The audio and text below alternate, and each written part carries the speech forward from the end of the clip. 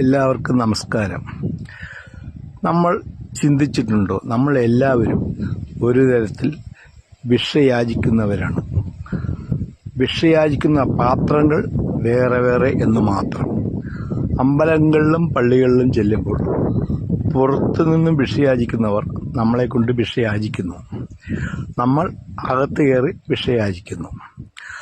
അപ്പോൾ കാണിക്കയും പല വഴിപാടായും നമ്മൾ ചെയ്യുമ്പോൾ നമ്മുടെ പ്രാർത്ഥന ദൈവം കേൾക്കും എന്നാണ് അർത്ഥം. അല്ല, ആ കൊടുക്കുന്നത് ആ നടത്തിപ്പുകാർക്കാണ്. അവിടെ അമ്പലങ്ങളിലും പള്ളികളിലും നടത്തിപ്പുകാർക്കാണ് ഈ പൈസ പോകുന്നത്.